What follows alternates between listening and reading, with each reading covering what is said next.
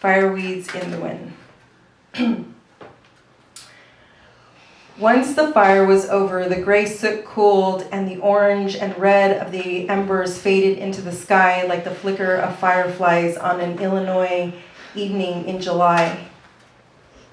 Images of corn stalks and monsoons float away, the way silk cracked from a dry corn husk does.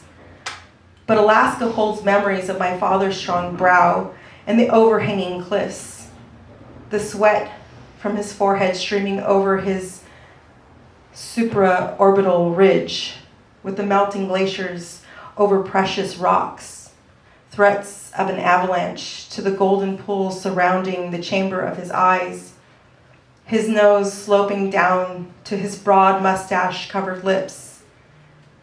There is a dusty toy polar bear stained yellow with age, peering up through my memories, with his shiny coal-shaped eyes stored in a Rubbermaid box. But it is reminiscent of a time I don't know, a time that my mother flipped through pictures of my father in his olive-colored military uniform, scaling glaciers, and stories of my first ride home from the hospital, Stevie Wonder singing "Isn't She Lovely" over the truck radio as they drove beside the beach chilly February afternoon. Now cool air from the glaciers bursts with misty tingles on my skin, dancing with a polar vortex through my unfettered hair. The long green stems and rosy pink petaled fireweeds sway as they grasp the crystal condensation, absorbing the sun's streams, breaking through the bellowing clouds.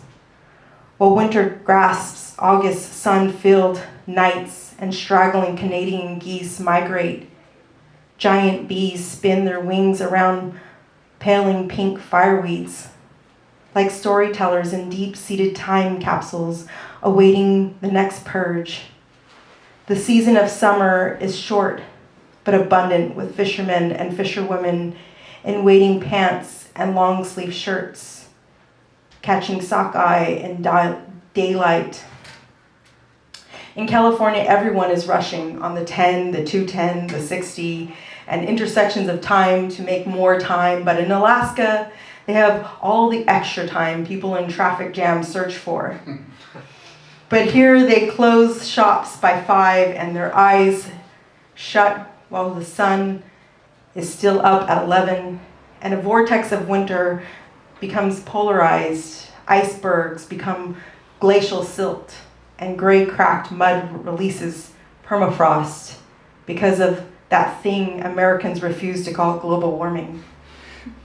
On the first night, a calm breeze took to life as a passenger and chased the night in an old dented brown car, searching for the light from the sun's winds. But the clouds kept them hidden. The air became still, and the night became moodless, with the soft sounds of wind leaving the lungs of two strangers on an intersecting path for a moment. We are too far from the sun to hear it sizzles, crackles, and pops, the way one might imagine Rice Krispies frying in a pan full of hot oil. Memories of 9th grade outdoor science club experiments for NASA flash scenes of pouring rain in desert sands, with warm taquitos fresh from the oiled skillet and into poncho-hidden hands. It rained furiously, and when the clouds passed, the stars-surrounded campers cradled by cliffs and cacti out in Joshua Tree.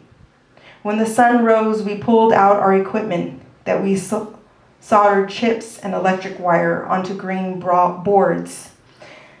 The canceled space shuttle launch cultured disappointment, but grew new discoveries in the recording of the rising sun as a lesson in rescue missions and tracking trails.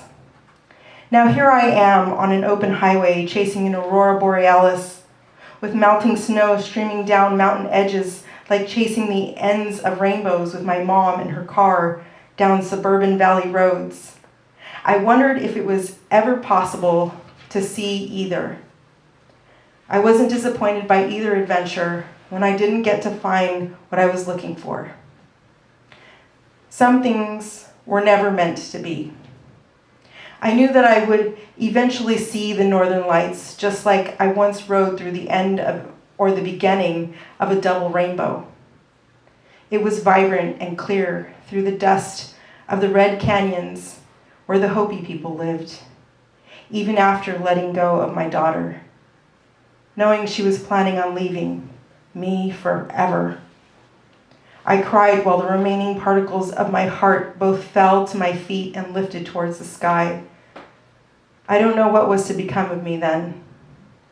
Just as I don't know now that the fire is finally done burning. I know that the fireweeds are blooming and that their leaves are turning soft pink. Soon they will whiten and dry up, and the ground will be covered in snow in Alaska.